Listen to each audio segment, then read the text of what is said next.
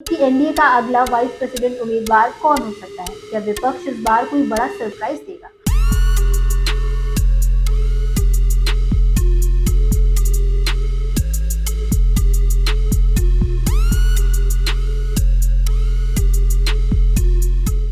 आज हम बात करने जा रहे हैं इंडिया के वाइस प्रेसिडेंशियल इलेक्शन 2025 को लेकर नेशनल डेमोक्रेटिक अलायंस यानी एनडीए की ताजा रणनीति के बारे में।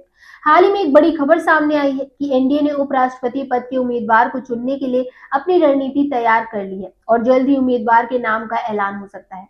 आखिर क्या है एनडीए की रणनीति, कब होगा उम्मीदवार का ऐलान और इस बार विपक्ष क्या करने वाला है, इस वीडियो में हम आपको सारी डिटेल्स बताएंगे, तो वीडियो को लास्ट तक जरूर देखिएगा। चलिए शुरू करते हैं।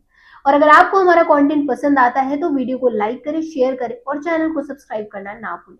नमस्कार, मैं स्वाति पांडे और आप देख रहे हैं आपकी खबर राजनीति।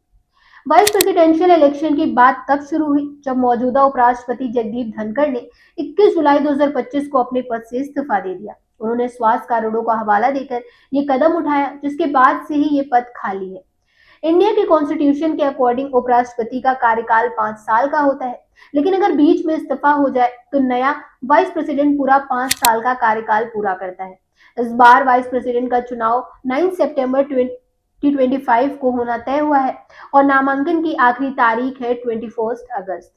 एनडीए ने इस चुनाव के लिए अपनी रणनीति को मजबूत करने के लिए हाल ही में एक अहम बैठक की, जिसकी अध्यक्षता रक्षा मंत्री राजनाथ सिंह ने की। इस बैठक में home minister Amit Shah, BJP अध्यक्ष जेपी नड्डा, संसदीय कार्य मंत्री किरण रिजिजू जैसे बड़े नेता शामिल थे। बैठक में कॉमन कंसेंट से ये फैसला लिया गया कि उपराष्ट्रपति पद के उम्मीदवार का चयन प्रधानमंत्री नरेंद्र मोदी और बीजेपी अध्यक्ष जेपी नड्डा करेंगे।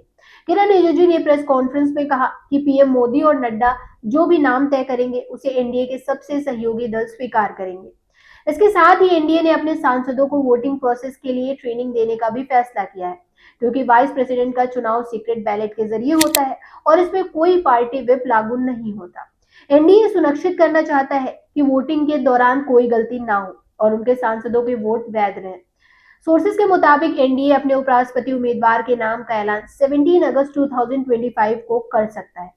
दरअसल एक पोस्ट में दावा किया गया कि बीजेपी संसदीय बोर्ड की बैठक में इस तारीख को उम्मीदवार का फैसला होगा, जिसमें एनडीए शासित राज्यों के मुख्यमंत्री और उप मुख्यमंत्री भी शामिल होंगे। हालांकि कुछ और सोर्सेज का कहना है कि ये ऐलान 15 अगस्त के बाद या 21 अगस्त को नामांकन के आखिरी दिन भी हो सकता है। ये तय है कि एनडीए इस बार कोई मजबूत और भरोसेमंद उम्मीदवार उतारेगा, जो पीएम मोदी के करीबी माने जाते हैं। एनडीए की सिचुएशन इस चुनाव में काफी मजबूत है। लोकसभा में एनडीए के पास 542 में से 293 सांसदों का समर्थन है और राज्यसभा में 240 में से 129 सांसद उनके साथ हैं। अगर नामित सांसद भी वोट करते हैं तो इंडिया के पास कुल 422 वोट हो सकते हैं, जबकि जीत के लिए 394 वोट चाहिए। यानी एनडीए का उम्मीदवार आसानी से जीत सकता है। इसके अलावा शिवसेना, जेडीयू और टीडीपी जैसे सहयोगी दलों ने भी एनडीए के उम्मीदवार को बिना शर्त समर्थन देने का ऐलान कर दिया है। विपक्षी गठबंधन यानी इंडिया ब्लॉक भी इस चुनाव में अपना उम्मीदवार उतारने की तैयारी कर रहा है। हालांकि उनके पास जरूरी संख्या बल नहीं है, लेकिन वो इस चुनाव को सिंबॉलिक फॉर्म से लड़ना चाहते हैं। कांग्रेस के वरिष्ठ नेता जयराम रमेश ने जगदीप धनखड़ के इस्तीफे पर सवाल उठाए और कहा कि इसमें कुछ और बात हो सकती है। विपक्ष जल्दी अपने उम्मीदवार पर चर्चा शुरू करेगा, लेकिन इंडिया की मजबूत सिचुएशन को देखते हुए उनकी जीत मुश्किल लग रही है। इंडिया इस बार एक ऐसे उम्मीदवार को चुन सकता है जो बीजेपी का हो और पीएम मोदी के विश्वास पात्रों में शामिल हो। कुछ एक्सपोज में यह भी दावा किया गया है कि जेपी नड्डा खुद इस पद के लिए उम्मीदवार हो सकते हैं, लेकिन ये अभी सिर्फ एक अफवाह है। असल में क्या होगा ये 17 अगस्त को साफ हो सकता है। तब तक सियासी गलियारों में चर्चाएं तेज हैं और सभी की नजर इस बड़े ऐलान पर टिकी है। तो अब आप बताइए कि एनडीए का अगला वाइस प्रेसिडेंट उम्मीदवार कौन हो सकता है? क्या विपक्ष इस बार कोई बड़ा सरप्राइज देगा?